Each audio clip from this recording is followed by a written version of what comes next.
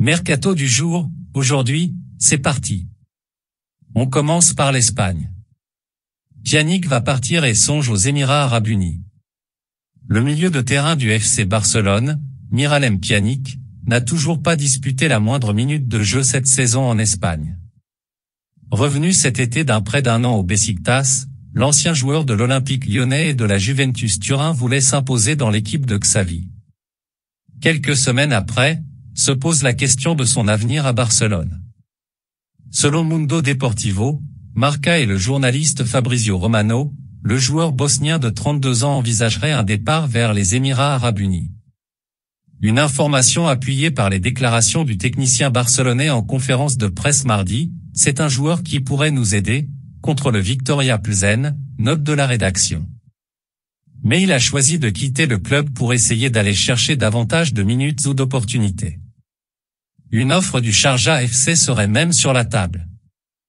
Le joueur a jusqu'au 4 octobre pour se décider, date de la fermeture du marché des transferts dans le pays émirati. Notre avis, à 32 ans, Pjanic pourrait rendre encore de fiers services à plus d'un club européen. Le voir partir dans le Golfe serait un aveu d'impuissance pour un joueur si séduisant lors de son passage en Italie. Arsenal pense à Neto pour remplacer Pepe.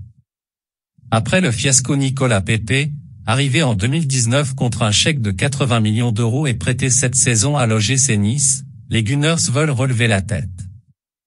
Selon Sky Sport, les dirigeants d'Arsenal auraient fait de Pedro Neto leur priorité pour remplacer l'Ivoirien en attaque. L'ailier droit portugais, joueur actuel de Wolverhampton, ne partira pas pour moins de 60 millions d'euros. Notre avis, à 22 ans, Neto a déjà montré de belles choses en Premier League. De là à s'imposer à Arsenal. Gavi intéresse également la Premier League. Alors que nous évoquions lundi un intérêt du Bayern Munich pour le milieu de terrain du FC Barcelone, c'est Liverpool et Manchester United qui surveillent aussi la situation du jeune joueur de 18 ans. Selon le Daily Mail, Liverpool et Manchester United auraient fait du milieu catalan une cible prioritaire. Sous contrat jusqu'en juin 2023 avec son club formateur, Gavi n'a toujours pas trouvé d'accord pour prolonger son bail en Espagne. Notre avis, le temps presse pour le FC Barcelone. Si les Catalans ne veulent pas se retrouver en position très inconfortable, il ferait bien de rapidement prolonger leur jeune prodige qui n'a pas fini d'attirer les convoitises. Fenerbahçe veut s'offrir Bakambu. Alors que le mercato en Turquie fermera ses portes le 8 septembre prochain, Fenerbahçe s'active pour recruter l'attaquant de l'OM Cédric Bakambu. Ce dernier, qui n'a pas été inscrit par son club dans la liste des joueurs autorisés à disputer la Ligue des Champions, avait décidé de rester à l'OM pour tenter de s'y imposer. Avec 3 apparitions en 6 journées de Ligue 1 depuis le début de la saison, l'attaquant congolais a participé sporadiquement à la bonne entame marseillaise en championnat. Selon Foot Mercato, le Fener voudrait s'offrir l'attaquant qui connaît déjà le championnat turc puisqu'il a évolué à Bursaspor lors de la saison 2014 à 2015. Notre avis, Fenerbahçe pourrait présenter une belle porte de sortie à l'attaquant condamné à jouer les seconds rôles cette saison à l'OM.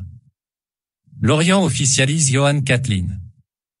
Le jeune attaquant Yohan Catlin s'est engagé à Lorient. Les Merlus ont officialisé la signature du joueur de 20 ans en provenance de l'an avant Guingamp ce lundi soir.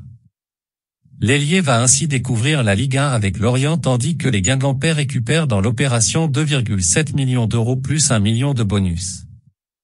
Notre avis, actuellement 6e de Ligue 1 avec un match en moins, les Lorientais réalisent un très bon début de saison. Une bonne nouvelle pour Catlin qui ne sera pas pressé pour s'intégrer dans une équipe qui tourne bien. Yazissi retourne à Trabzonspor. Youssouf Yazissi ne terminera pas la saison dans le nord de la France.